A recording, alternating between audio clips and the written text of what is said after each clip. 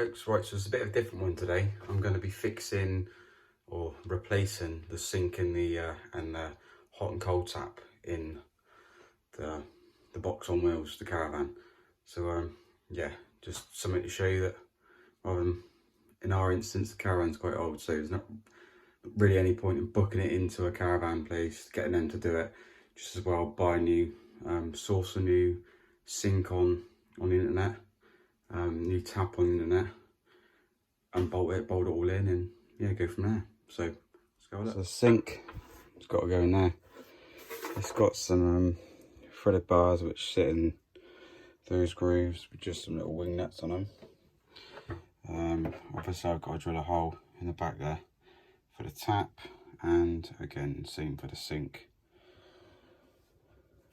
and then plumb it all up. So yeah, let's get it in there first, I suppose. So the reason we're replacing it is because the old one, it's leaking around the plug and it crack at the back there.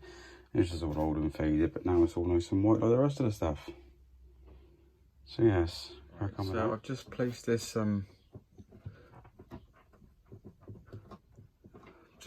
the sink down for a minute. I haven't tightened any of it down, and obviously the tap's not tightened in yet. Under here we got these things called, I think it's something like John Guest couplings or something. These are made by Well, and obviously the tap come with these barb fittings on. The previous owner or someone before is obviously had those, banged that in, flop, and then had that in these little sections of pipe. But the sections of pipe were slightly longer. What that meant was that this was kinked over. So I've just trimmed it down so there's less of a kink and more of a curve. Yeah, it does a job. You can get these push fit couplings that go into these John Guest, but I thought like for like, I know it worked before, so I just do it. Yeah. Right, so the tap's in now, sink's in. There you go. What I say about the wires, they're not kinked anymore. I could always chop it down here and put those further on down, have them straight down, but sod it, I'll be alright with that.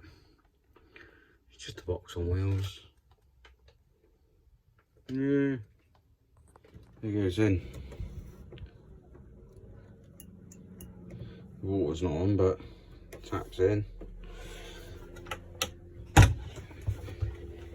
2 pipes, switch, waste. As easy as that. And the 12-volt switch. We've also decided that I want to stick a carbon monoxide alarm under there because the boiler uses gas, obviously. I put it by the dropout vent solely because if it leaks you should pick it up, so I know it's got a leak. And not just that, but if it blows back up through the dropout vent for whatever reason, or if the caravan next door, or if an external leak comes in, again, be able to pick it up and know about it.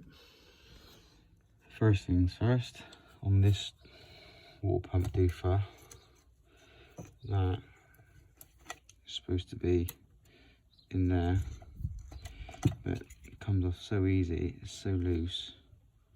I'm going to trim it down here so it'll push on tighter, stop the leak. There you go, nice and snug.